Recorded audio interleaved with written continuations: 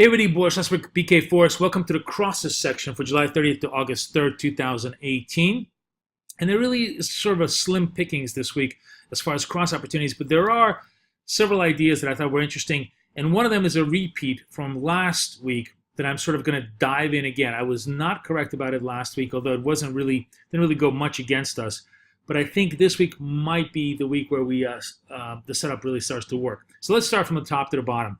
Euro Swiss kind of looking weak and distributive on a technical basis. I don't have a lot of fundamental drivers here, but of course, any spike in risk fears, any type of escalation of tensions, perhaps with China, and even perhaps with EU, because now that Juncker is back in Europe, we have issues with Macron not liking the deal that they made, and Trump perhaps could begin retweeting against Europe again. All of those issues could come back to the forefront to try to push us towards that key support at 11500. So we'll take a look at the charts here. I'll show you what I mean on that aspect of it.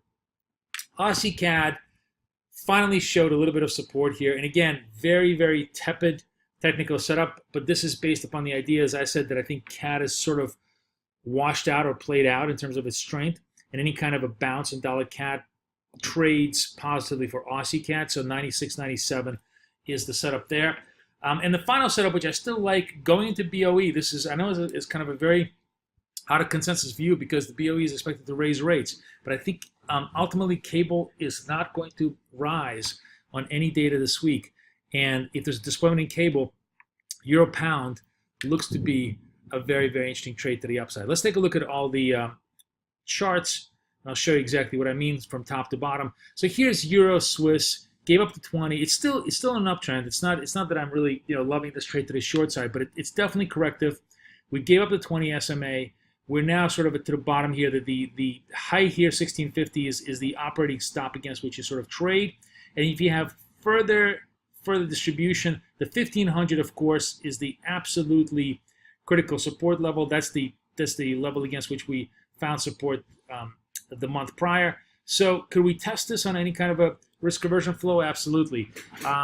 It's sort of a soft, very, very soft trade, but maybe worth a shot here, given the fact that we got a big signal to the downside after the ECB meeting, and maybe more distribution to go. It's not a lot, but typically whenever you have big candles in Euro Swiss, especially sort of at the beginning of a trend, not at the end of a trend like you have here, but at the beginning of a trend, there is some continuation that we get a movement on.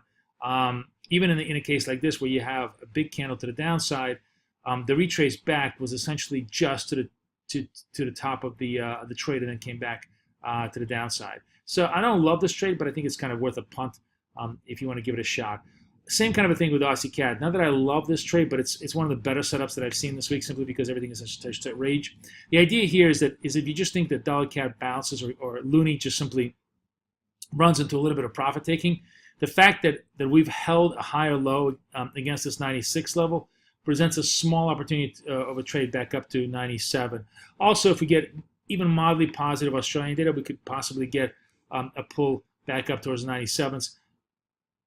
Certainly not looking for a big move here, but just a technical setup with a higher low provides a modest structure here.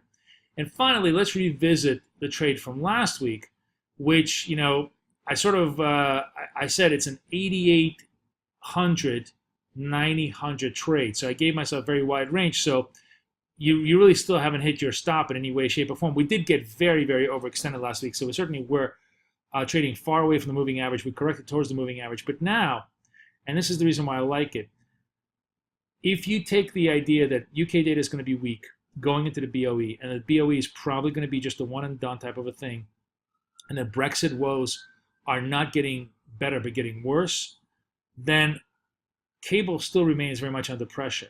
We hold bid underneath the 20 here. This is the first positive day in 4.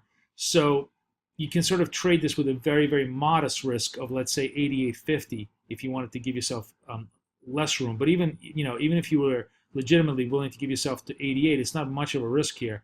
With a potential, if I'm right, that cable weakens, we could certainly have a move towards 89.50 over the next 3 or 4 days. So hopefully I'm wrong. Excuse me, it's Freudian slip. Hopefully I'm early not wrong.